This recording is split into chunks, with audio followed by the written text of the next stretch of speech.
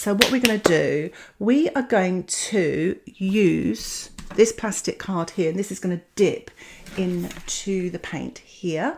So just using water, dipping my large mop brush in there. There we are.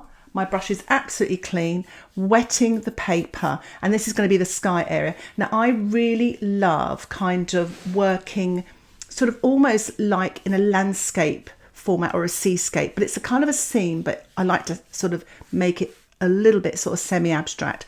I like to work with the rule of thirds, so I'm going to work right down to the bottom third here, and I'll have a tutorial in the description below about using the rule of thirds, which has been used for hundreds of years, and it's a really nice way of creating a harmonious picture.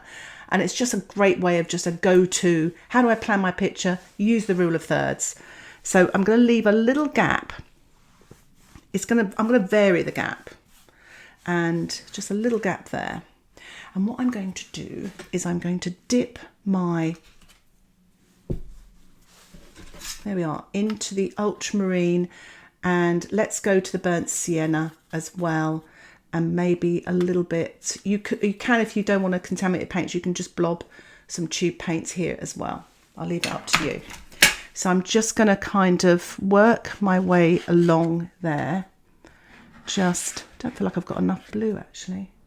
Let's just get a bit more blue there. Oh, that's quite interesting. So just adding a little bit more ultramarine there, and let's just have a path. Let's sort of create a little path here, leading the eye through rather. Now, why don't we just use a spritzer bottle here and just spritz. Let's spritz away. Let's spritz some of our path as well, like that. Get things spritzed, get things happening. That's quite interesting. Quite like that. That blue's too strong. Just going to get a paper towel. I want to keep this really, really simple. I mean, you can be in and out of these paintings in literally minutes, you know, but it's amazing what you can do in 5 or 15 minutes or anything like that. It's amazing. I'm just looking at this now thinking, what can I do with this? So let's get a little bit of green. I'm going to mix it with that so that the blue and the brown, just going to get rid of that in the foreground there, just to create some green. Maybe put a little bit of green in there just to make it look less like winter. And do a little bit more tilting there as well. Let things happen. Ooh. Oh, it's just delicious. My advice as well is don't go too mad with all the colours. Just sort of stick to a handful of colours so you don't get too daunted by them and it doesn't get all, I don't know, you don't get sort of losing control and things like that. I'm mixing up the ultramarine with the burnt sienna. Do a little bit of this. It's kind of just getting the watercolour to drip it onto the painting without actually touching the paper. I love this technique, and I would actually say for beginners, try this for painting skies. Whoa, it's just so effective. So a little bit more at the top, just literally drip it. I did have a student say to me a while back they just couldn't get enough drip. And it's just, you just gotta make a big puddle and really load the brush and you'll get your drip. That's quite nice. Just keep tilting. See what happens.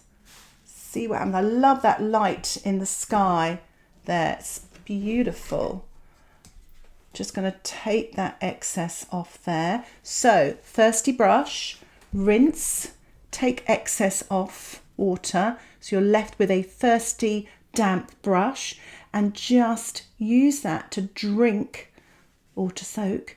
I'm doing that because sometimes when you get that drip there at the edge and you walk away and you have a cup of tea and you come back and there's a great big cauliflower in your sky, it's because this area was damp and drying at a different rate to that great big wet sort of puddle here that you forgot about.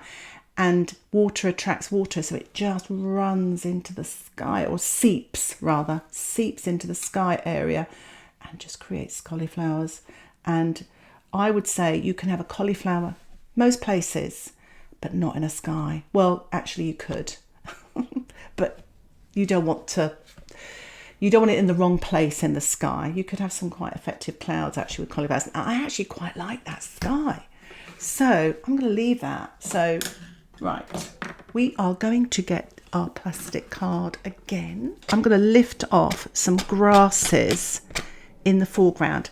So you've got to wait for your paint to be damp, not wet. If it's too wet, the paint will all run back in on itself. And what happens a lot of the time then with students, they'll try again too soon. Before they know it, they've got a hole in their paper, and we don't want that to happen. So wait till the sheen sort of is just about to go. It's not shiny, it has a sheen. And once it has a sheen, just do it once and see if it lifts off. If it runs back in on itself, wait a little bit longer, but not too long because it might dry. So yeah, patience. So I'm just lifting off there, having fabulous fun. And what I would say is less is more. So you kind of want to stop yourself and leave alone. The other thing you can do, which is a really quite a nice technique, but it's permanent, is you can actually scratch the surface of the paper.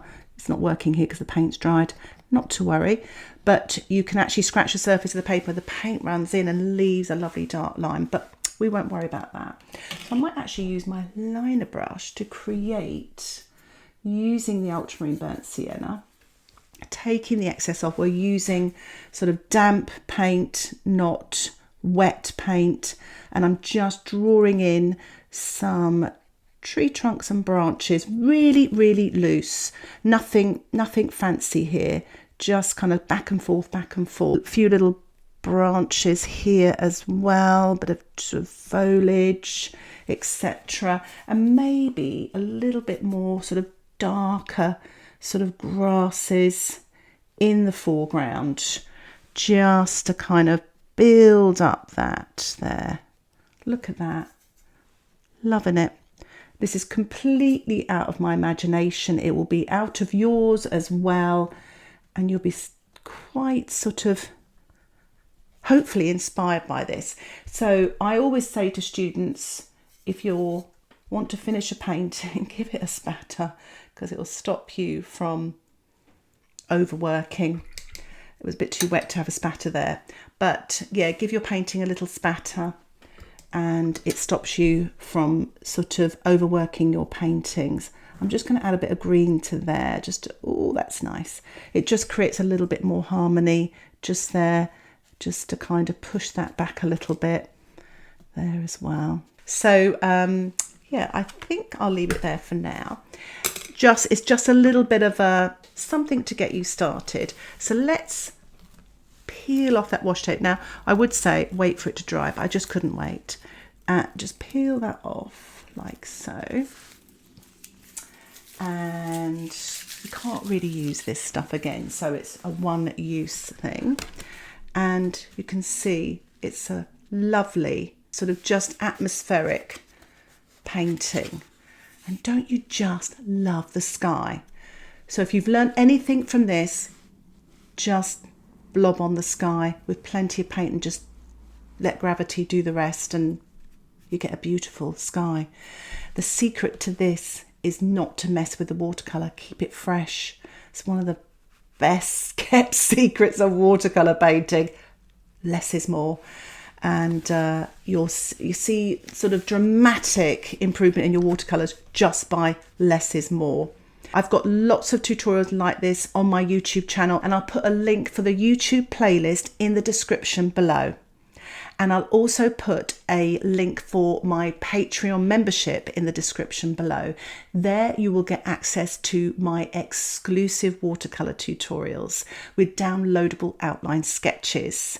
And from January 25, I have included a downloadable PDF document with step-by-step progress photographs. And it's just to help you with your learning and to build confidence in watercolour. And you can keep both the downloadable outline sketch, of course, and the PDF document for your own use.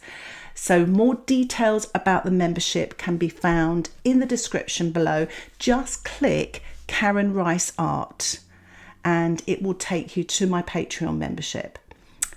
If you have any questions about anything you've seen here, please put those in the comment section below. I would love to hear from you.